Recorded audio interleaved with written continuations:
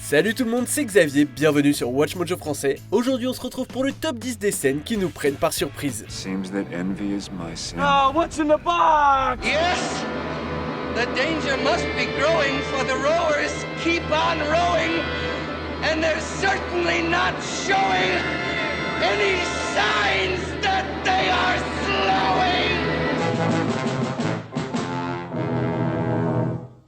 Pour cette liste, on va s'intéresser aux scènes déroutantes du cinéma qui nous ont totalement pris par surprise la première fois qu'on les a vues. Puisque certains de ces moments sont en lien avec des moments clés de l'intrigue, il y aura des spoilers, alors faites gaffe, mettez vos mains sur les oreilles et dites bien fort blablabla, je t'entends pas, blablabla. Si l'absence d'un moment en particulier dans cette liste vous a pris de court, dites-le nous en commentaire. Mais en étant gentil s'il vous plaît. Voilà, merci. Allez, c'est parti. Mais ça pour le coup, vous vous y attendiez. Numéro 10, Large Marge, Pee-wee Big Adventure. Pee-wee Herman est une espèce de grand enfant un peu maladroit et innocent, dont la seule mission dans cette aventure est de retrouver son vélo qui s'est fait voler. Cette quête l'emmène à travers les États-Unis et sa façon principale de voyager, c'est en faisant du stop. Et si ces trajets lui font rencontrer un paquet de gens hauts en couleur, l'une des plus mémorables, c'est sans doute Large Marge. Thanks for stopping.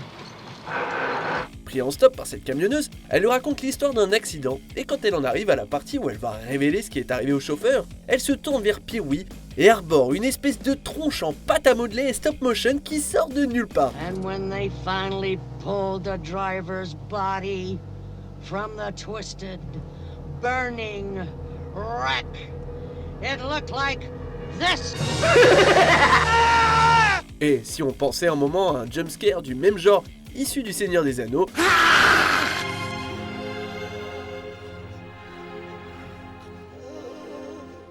Large Marge gagne sa place parce qu'elle est arrivée avant. Numéro 9, meilleur goût, Snowpiercer le transpersonnage. Ce film d'action post-apocalyptique suit la révolte des habitants du compartiment de queue du train éponyme contre l'élite décadente qui occupe les wagons de tête et qui les garde dans des conditions sordides. Leur leader, Curtis, est un homme dur, obligé de sacrifier son lieutenant Edgar pour faire avancer leur cause.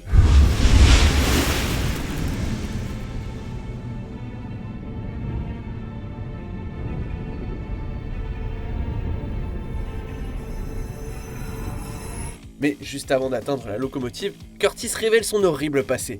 Quand il était plus jeune et privé de nourriture, d'autres passagers et lui ont dû se résoudre au cannibalisme. It's 1,000 people in an iron box. No food, no water.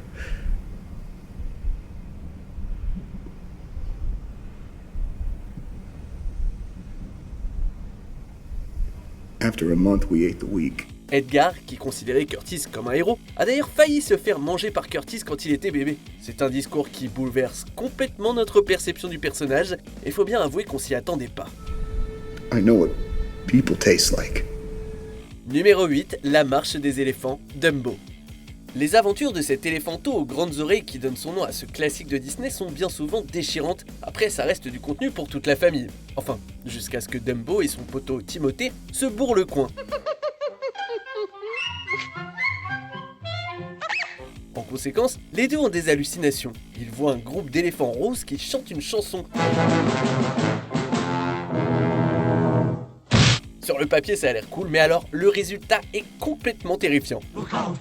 Look out, pink elephants on parade, here they come, hippity-hoppity. Le regard vide et psychédélique des éléphants roses, la musique spectrale, ça a traumatisé toute une génération d'enfants. Toute l'expérience a l'air d'un rêve délirant qu'on fait quand on a de la fièvre, un rêve concocté par quelqu'un qui veut faire balise les enfants. When things are odd or things are quaint, but seeing things you know that ain't can certainly give you an awful fright. What a sight! Numéro 7, les visages qui fondent, Indiana Jones et les aventuriers de l'Arche perdue. Le premier opus de la franchise Indiana Jones est sans aucun doute une aventure divertissante, n'empêche qu'il y a un nombre surprenant de morts brutales dedans. Par exemple, il y a un type qui se fait déchiqueter par une hélice. Cela dit, les gens se souviennent surtout de la fin. Capturé par les nazis qui ont mis la main sur l'Arche d'Alliance, Indy conseille à Marion de ne pas regarder. Mais les hommes du Troisième Reich, eux, n'ont qu'une idée en tête, regarder l'intérieur du trésor qu'ils ont obtenu.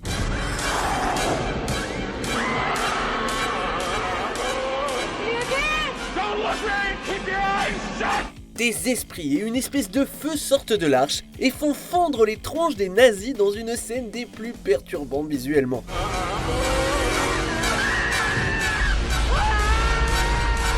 La franchise essaiera de capturer de nouveau ce genre de mort choquante et brutale comme dans la dernière croisade, mais c'est les aventuriers de l'Arche perdue qui le fait le mieux.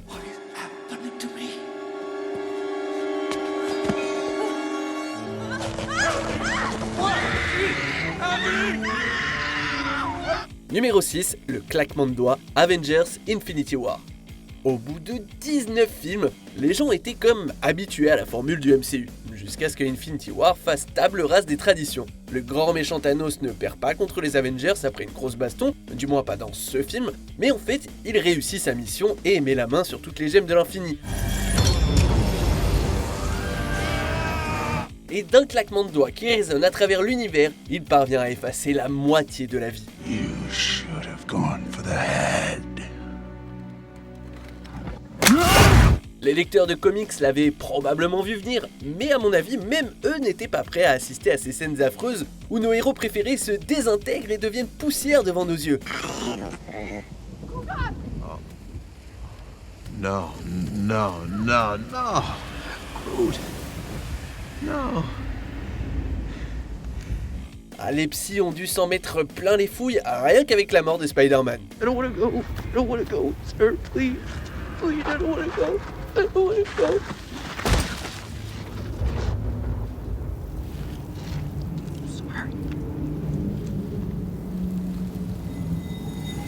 Numéro 5, Le tunnel de la peur, Charlie et la chocolaterie. Ce film musical enrobé de sucre démarre assez innocemment. Il y a des chansons, des couleurs pétillantes et des friandises à gogo. Tout ce que les enfants aiment quoi. Come with me, and you'll be in a world of pure imagination. Alors bien sûr, qu'un des enfants qui participe à la visite de la chocolaterie se fasse aspirer par un tuyau sans qu'on sache trop ce qui lui est réservé, c'est chelou. Mais oublions tout ça et embarquons à bord d'une escapade fun en bateau, d'accord ? C'est non. Bien loin d'en faire une expérience enchantée, Willy Wonka a plutôt l'air de faire son possible pour terrifier les visiteurs et le public, leur montrant des images perturbantes projetées sur les murs, tout en chantant une chanson plus que flippante. There's no earthly way of knowing which direction we are going. Et puis, retour au chocolat et au bon bec. Pardon, tu parles d'un changement de ton brutal. Est-ce que les Oompa Loompa font des séances de conseil en santé mentale ? Je demande comme ça, pour un ami.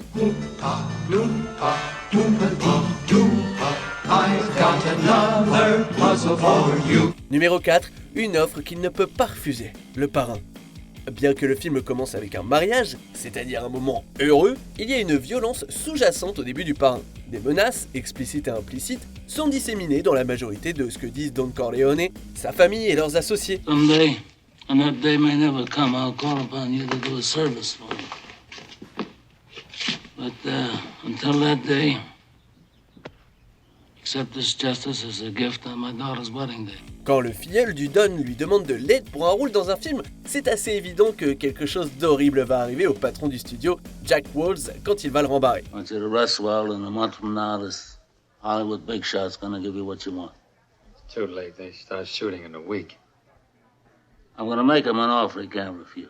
Et même si on nous fait bien comprendre que Jack adore son cheval, le voir se réveiller et découvrir la tête décapitée de son animal fétiche dans son lit est choquant et affreux, et j'aimerais vraiment pas être à sa place, ni à celle du cheval. Numéro 3, qu'est-ce qu'il y a dans ce paquet ? Seven. Wanting people to listen, you can't just tap them on the shoulder anymore. You have to hit them with a sledgehammer. And then you'll notice you've got their strict attention.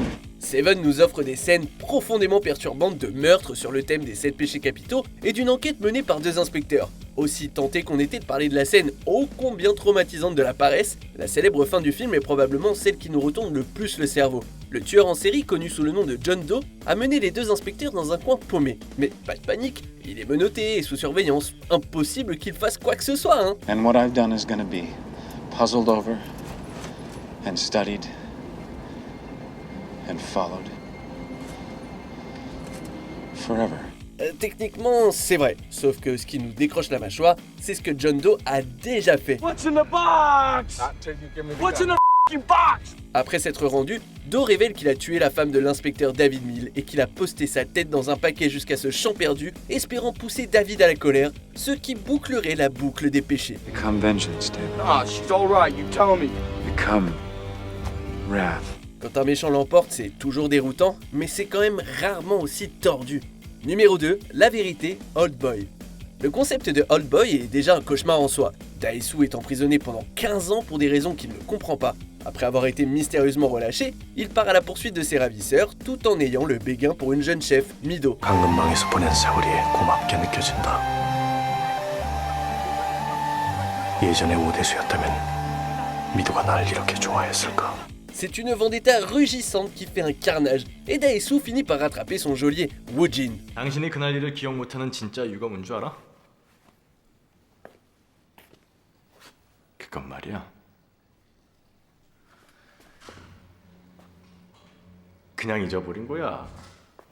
Dae-soo qui est témoin et qui parle ensuite de la relation inappropriée entre Woo-jin et sa sœur, ce qui mène à la mort de la fille, c'était pas mal en termes de choc. Mais ce n'est pas aussi brutal que tous les tenants et les aboutissants de la revanche de son ravisseur. 틀린 질문만 하니까 맞는 대답이 나올 리가 없잖아.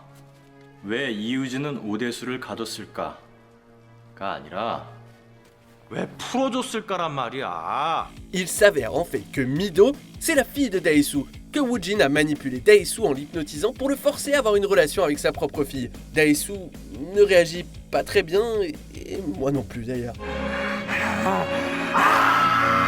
Et comme si votre cerveau n'était pas déjà assez détruit, je vous propose qu'avant de dévoiler notre vainqueur, on regarde ensemble quelques mentions honorables. Les scarabées, la momie. Sous la peau, ah non merci.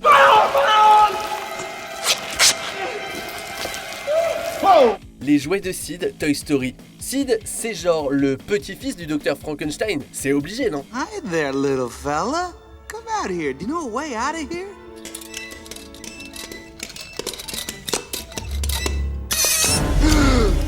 L'ours squelettique, Annihilation. Il y a des ours qui font peur, et puis il y a cette chose.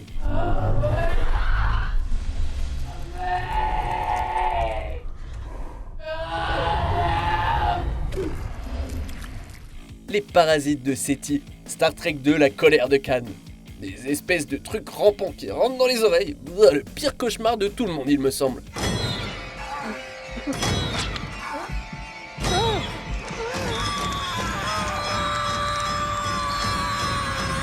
Hallucination de bébé, Trainspotting. Ok, non, je change ma réponse. C'est ça, mon pire cauchemar. Ouais.